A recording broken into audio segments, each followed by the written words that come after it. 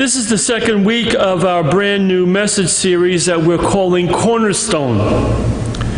We're going to take a look at the bedrocks of our faith and what has brought our parish to the point where we find ourselves today.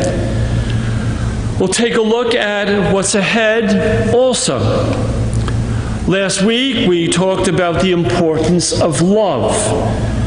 The mission of the church is to follow Christ, love all, and to grow disciples. And we have grown because we have grown to love God, love one another, and love our parish. Love precedes and comes before growth and success. If an organization is successful and making an impact, it's because people have loved it to that point. This morning, we are going to look at another important foundation of our parish by looking at the parable that was just read from the Gospel of Matthew. And it's taken from the 18th chapter. Matthew writes, Peter approached Jesus and asked him, "Lord, if my brother sins against me, how often must I forgive? As many as 7 times?" Now, Peter thinks that he's being very generous here because rabbis taught forgiveness should be extended only 3 times. And after that, you had no obligation at all to forgive another. But Jesus says it isn't generous enough. He says not 7 times, but as we heard, 70 times 7. Now that doesn't mean on the 491st time you don't forgive. It means that there is no limit to the number of times that you forgive. Forgiveness is to be a habit that has no limits. And then he tells a story, as we heard, which was his very favorite way to teach. The story of a king who decided to settle the debt of his servants. And so the first debt is to a servant who owes the king a ridiculous amount of money. And since he had no way of paying it back, his master ordered him to be sold along with his wife and his children and all his property in payment. But we hear the servant say, "Be patient with me, and I'll pay you back in full." Now, this was a ridiculous and absurd promise. And I say that because he was so deep in debt, he couldn't repay it, not even in 10 lifetimes, let alone 1. But we all know that when you and I are in trouble, sometimes we say ridiculous things. So in the story, as we heard, out of pure mercy, the master forgave the servant and he canceled the debt. The master didn't say to pay it off as best as he could. Instead, out of grace and at a personal loss, he canceled the debt. Through no merit of his own and for no other reason than the master's kindness and mercy, the man is freed from this enormous debt.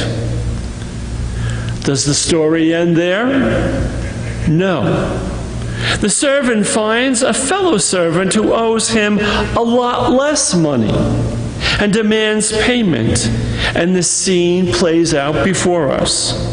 His fellow servant begged him, "Be patient with me and I will pay you back." But he refused.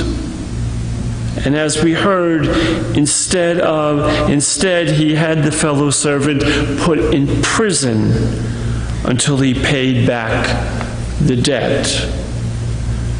The hypocrisy is arresting. Generosity is paid forward with cruelty. There may not be anything as infuriating as seeing someone who has been treated with mercy and grace refusing to extend that to others. And it's not a question of this servant's forgetting the grace and mercy that he received. It's a question of his failing to incorporate these blessings into his heart. We can actually receive grace and blessing, and it makes absolutely no difference. Just like people receive communion every Sunday and they're the same miserable people. Nothing is ever different after than before. And so as the story unfolds, this guy ends up exactly where he would have been had he never been blessed, in a prison of his own selfish fashioning.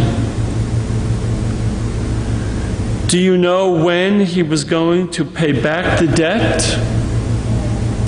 Never. You can't pay back a debt when you're in prison. Even if his family and friends wanted to help him pay back the debt, the amount was great. And this guy was never going to pay back the debt. And in the end of the parable, Jesus makes a very important point. He says, "So will my heavenly Father do to you, unless each of you forgives your brother." And then, as we heard, come the three most difficult words of the reading this morning. "So will my heavenly Father do to you, unless each of you forgives your brother from your heart." From your heart. Until we forgive from our heart, we're subjecting ourselves to a form of torture, a kind of prison of our own making. Along with teaching us about forgiveness, Jesus teaching us something about who we are, about our spiritual reality, that life tends to be obscure, a truth about ourselves that we don't see easily. I am that servant who owed a huge debt I could not pay. You are that servant who owed a huge debt you could not pay. That is my reality before God. That is your reality. We owed God a debt we could not pay.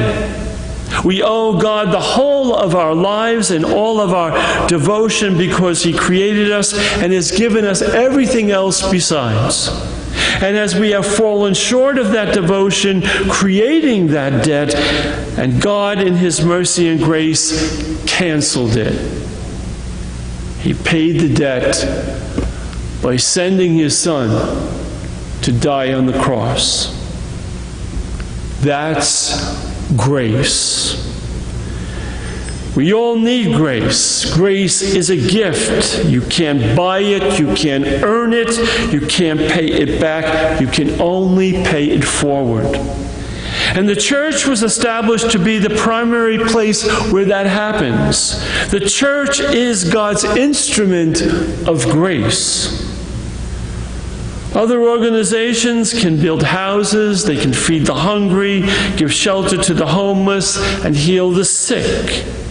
And we should certainly do those things as a parish. But no other organization has as its mission the paying forward of the grace we have received from God. When we perform acts of charity as a church, we do it because we have received grace from God and are compelled to love others as a result. Unfortunately, the church itself and many churchgoers can act as though they have never received grace because they act with a lack of charity. There are lots of people who stopped going to church, not because of religious or theological reasons, but simply because they experienced an environment empty of love. Christians should be the most accepting people, because we should remember that God accepted us when we were unacceptable. Without God's grace, our situation is hopeless. I don't know what it is about churches, but for some reason there is a pull away from recognizing God's grace in our lives and in our church. Like the servant, we can easily forget that without God's grace we are nothing. If churches aren't careful, we can become self-righteous. And they become self-righteous in all kinds of ways: right, left, conservative, liberal. But we cannot forget that every single one of us is in need of grace. And the moment we forget that as a parish, the moment that leaves our culture, we have lost our direction. And let me say that again. The moment we forget that as a parish, the moment that leaves our culture, we have lost our direction. This is an imperfect church for imperfect people. If you are a perfect person, you're in the wrong parish. You need to go to another parish. People who know they need God's grace extend love and mercy to others. So how do we do that? Our job as a church is to make the message of God's grace evident. That, of course, begins with our teaching and preaching. And that's why the message from this pulpit will always be relevant and encouraging. A lot of churches spend more time focused on who they are against rather than what they are for. Our focus needs to be first and last a message of God's grace and our response of love and mercy to His generosity. But it doesn't stop here in the pulpit.